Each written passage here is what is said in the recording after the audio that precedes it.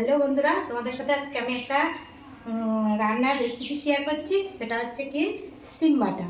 তার জন্য আমি প্রথমে সিমটাকে 200 গ্রাম সিম সাইজ করে কেটে নিয়েছি। এই সিমটাকে আমি প্রথমে ভাবিয়ে নেব, একটু ভাবিয়ে নেবো। আর ওর সাথে যেগুলো দেবো এগুলো হচ্ছে একটা বড় সাইজের পেঁয়াজ, আর 100 গ্রাম চিংড়ি মাছটাকে আমি খোসা ছাড়িয়ে নিয়েছি, 2টো কাঁচা লঙ্কা আর 5 রসুন।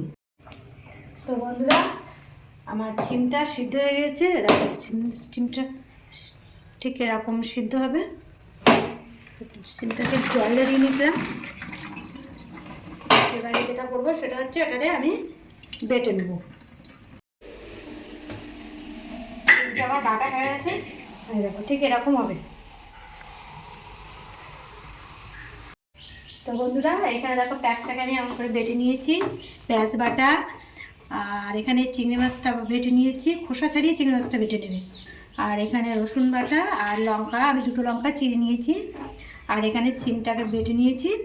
এবার আমি প্রথমে যেটা করব সেটা আমি রসুনটাকে দেবো, একে একে দেবো। রসুনটা দিয়ে দিলাম। তারপরে যেটা দেবো এটা হচ্ছে চিংড়ি মাছ বাটা। এবার এর মধ্যে দেবো পেঁয়াজ বাটাটা, পেঁয়াজ আর কাঁচা লঙ্কাটাও দিয়ে দেবো। এটাকে একটু নেড়ে চেড়ে নেবো। এটা হালকা একটু লাল হয়ে আসবে, তারপরে আমি সিম বাটাটা দিয়ে দিই। এবারে আমি সিম বাটাটা দিয়ে দিলাম।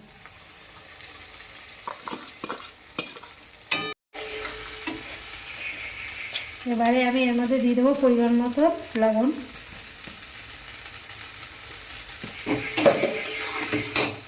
এবার পরিমাণ মতন হলুদ দেবো, একটু 1 চামচ মতন চিনি দিয়ে দেবো। দিয়ে দেখো চিনিটা অনেকটা তেল ছাড়া ছাড়া হয়ে আসছে। আর এতে জোর কমিয়ে নিমন্ত্রণ আছে করলে এটা ভালো। বাটাটা হয়ে গেছে, রান্না কমপ্লিট।